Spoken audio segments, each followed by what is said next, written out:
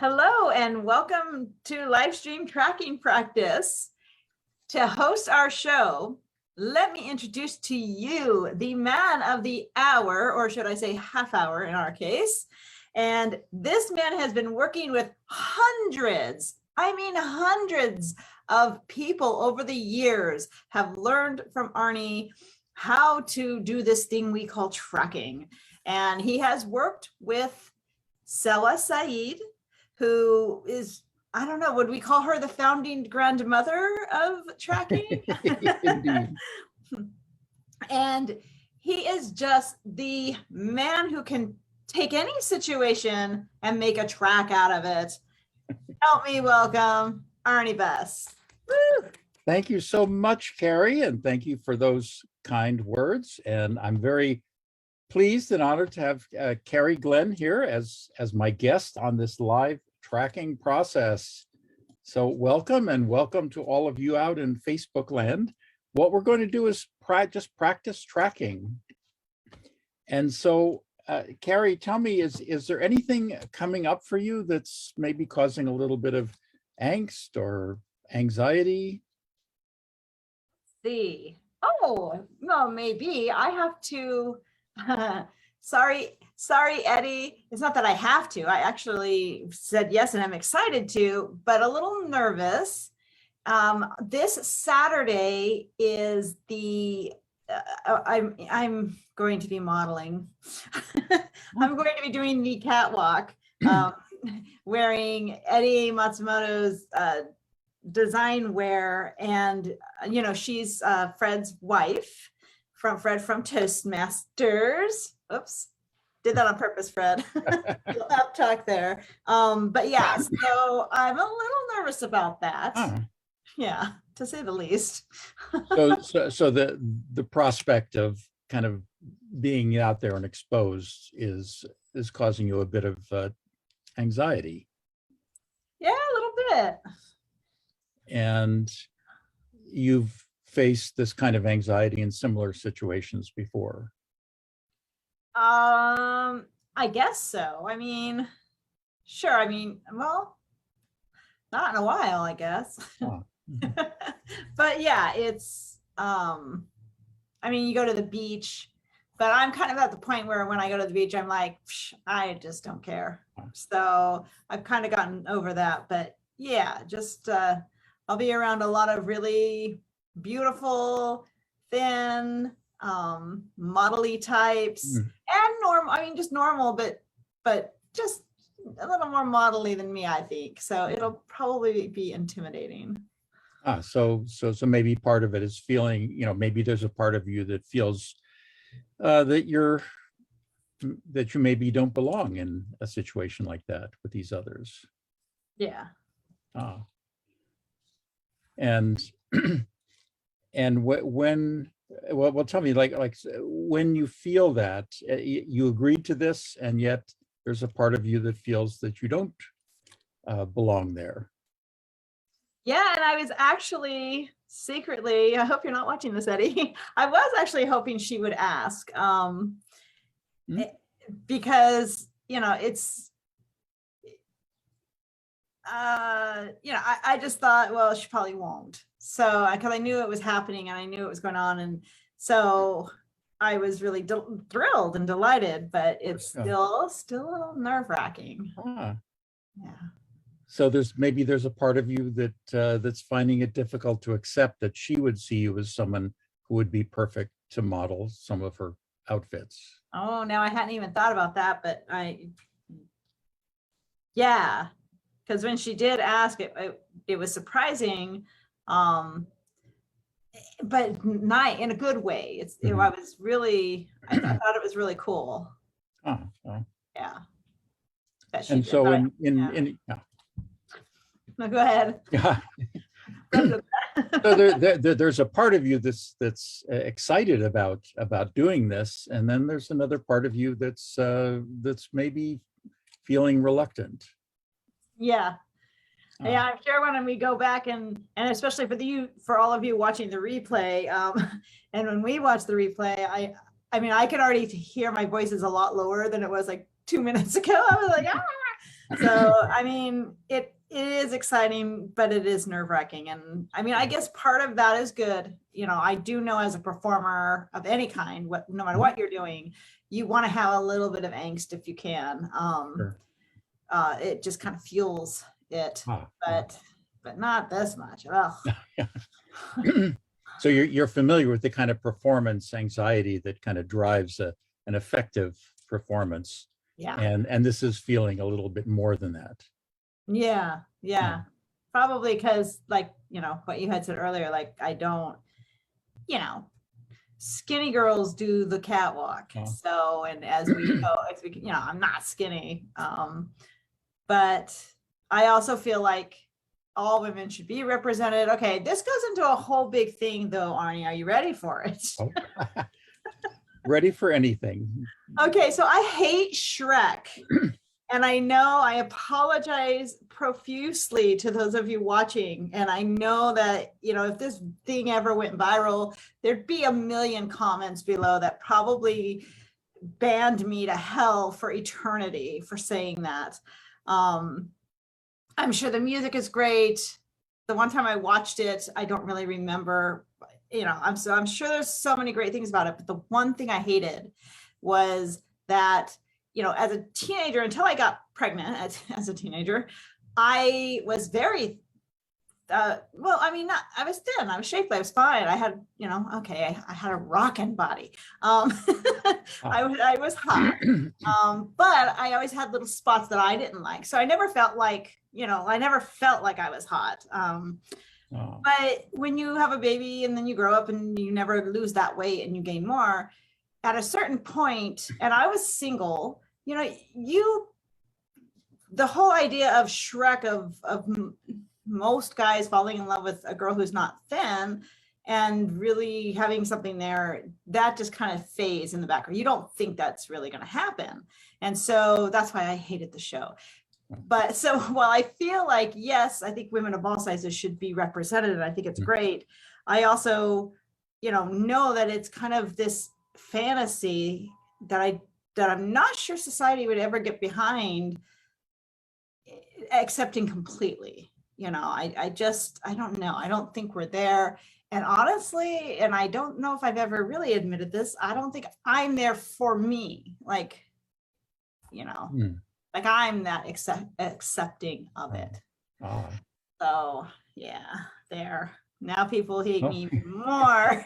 Shrek, she hates Shrek, she hates me. Yeah.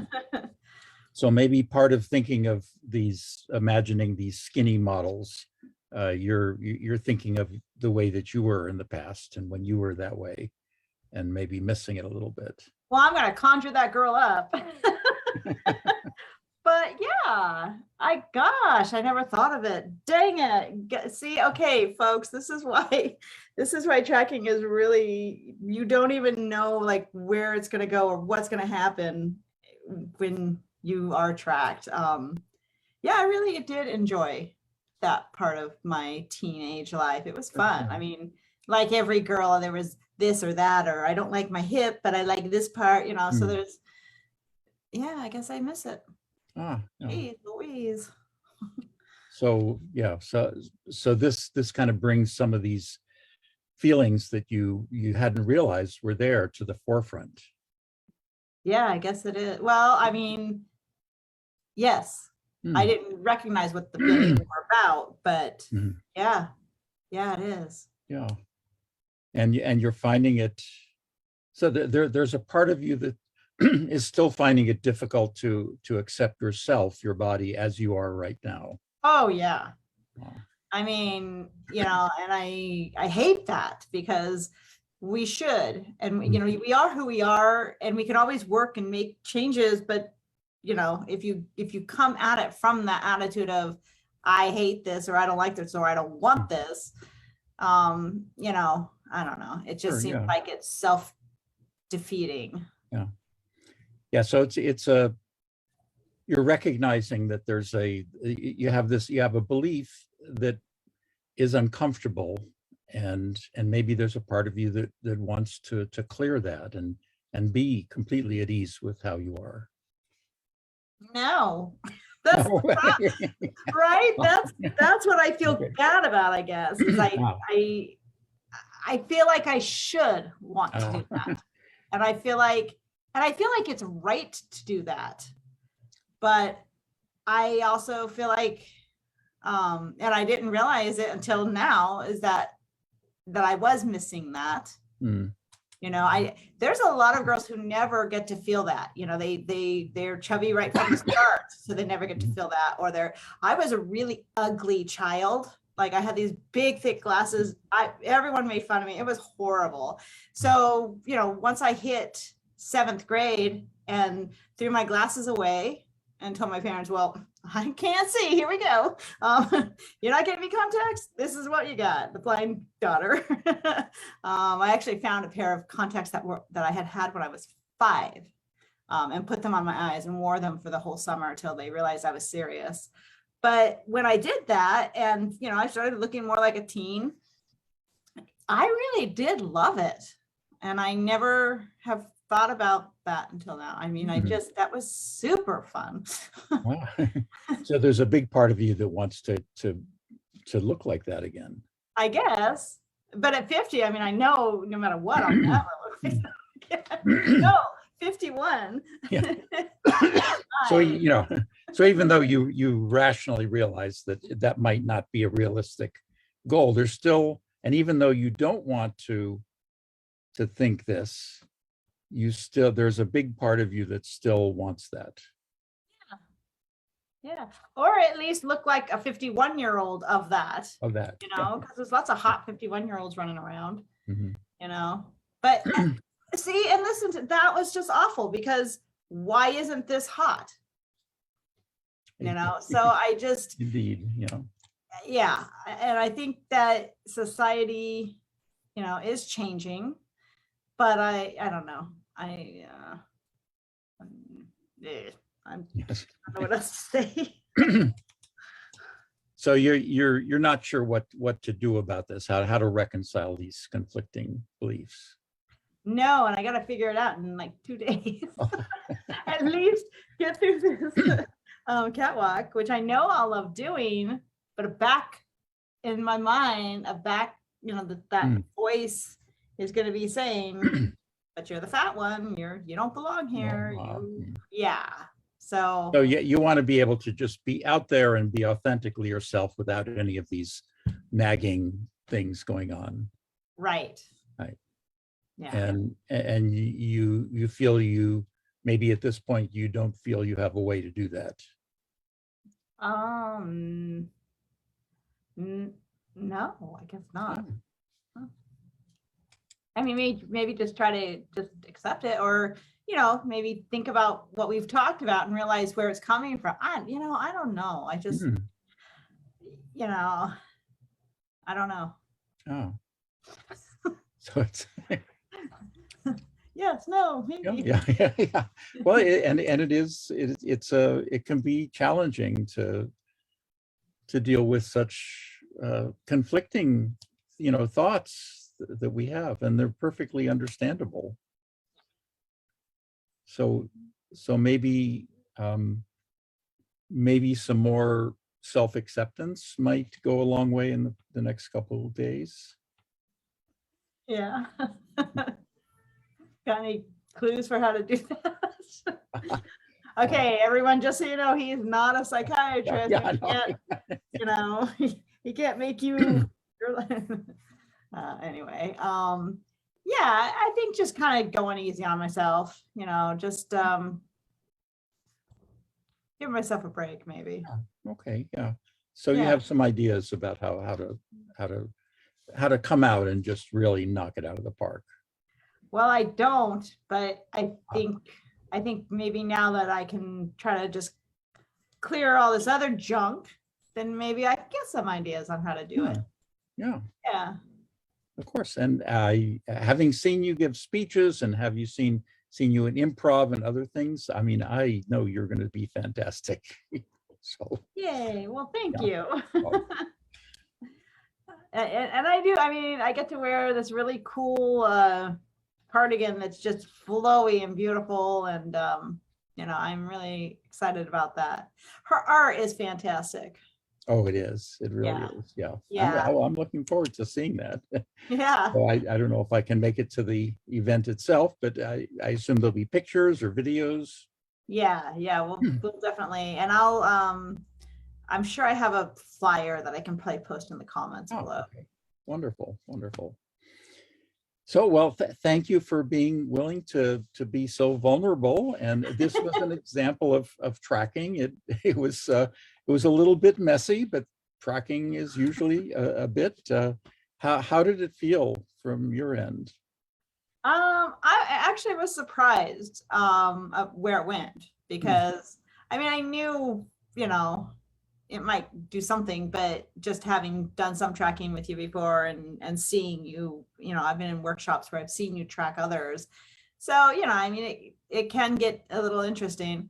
But it it it it feels like I'm able to talk to someone who's not just listening, and not trying to offer advice, but that's like open to what it is, or I guess understanding it, which I know that's like a big thing. People need to be understood, but it really did feel like, even if you asked a question and I said no, it wasn't like you were like, well, that's what it looks like to me, like, because I've seen that too, like there's lots of communication like that. So it's kind of being able to have a conversation with someone that you can walk away from feeling understood. And it doesn't have to be this big huge like breakthrough thing or anything like that, but just knowing that you got it, that kind of Well, yeah, yeah. well, and that's what tracking does. It doesn't try to fix, and I hope you didn't feel I was trying to fix or again offer advice or anything. I'm just trying to walk the walk, and sometimes to make a little misstep. I think there was one place where I think I when I was reflecting, when I was tracking it, you say, oh no. Now sometimes in tracking, you do want to elicit a no response. That's something called a gentle challenge, where sometimes you do want to say no. That in this case, it was just, I think I missed a little bit. Tracking is an imperfect process. This was not scripted in any way. We had no idea what we were going to do before we did this. And that's one of the things that that I found so valuable about tracking. You don't have to have a predetermined agenda. It is highly effective for what it does, and what it does, hopefully, is for the one being tracked, Carrie, in this case, to feel heard and understood and validated. Yeah. And that's and often, not always, but often, if there is something that that needs to be addressed, it's not, this can help at least identify what they are. As you said, this isn't analysis or therapy or anything like that.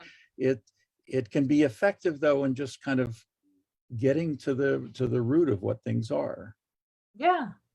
And that's really fun. I mean, that's the one, I think, the most expected aspect, the most, what's the word? Unexpected. Yeah. Yeah. She can't think. The most unexpected aspect of this session was, getting a few little bits of insight that I didn't really know. I mean, I knew, but I didn't piece it together as to how that was affecting how nervous I was. Like, I already don't feel as nervous, and I haven't even done anything. Now, that doesn't mean that it, like, like Arnie said a minute ago, and I said earlier, and everyone will always say, it's not like a miracle cure. But in this case, just because these are thoughts that have been happening, and I know how I feel about the whole thing. And so saying it publicly online in front of everybody and risking all the ridicule that could ever come, and all that stuff, it just kind of, I didn't think about that part. I just more thought about Arnie. And so being able to talk about that with someone who isn't judging, isn't, like you said, trying to offer advice, it felt like I was able to actually see the whole picture, I guess is what it did. It gave me a whole picture of why I'm so angst or, about going, which kind of helped it. Now, that doesn't mean that it's seeing the whole picture is going to help a different situation. But in this one, it kind of made it cool. And I'm going to conjure up that 15-year-old Carrie. I look forward to that. That. Yeah. Really knock it out, just stuff that is awesome. So so that is a demonstration of tracking, and I want to thank Carrie for being willing to be vulnerable. Most of the time when one does something like this, it is in private, so it's very brave of you to be vulnerable like this, and I really appreciate it. And I hope that seeing tracking in action has maybe helped clarify how this works for anybody who's watching this video now or on the replay. Right. Perfect. And of course, we'll be doing these weekly, so we'll probably see you next time. So, and if you have any questions or comments, please put them in the chat. And if you want to learn more about this, then you can buy the book or visit the upcoming workshop that Lee Garland and myself are going to be doing soon. So, okay. Bye-bye. Bye, everyone.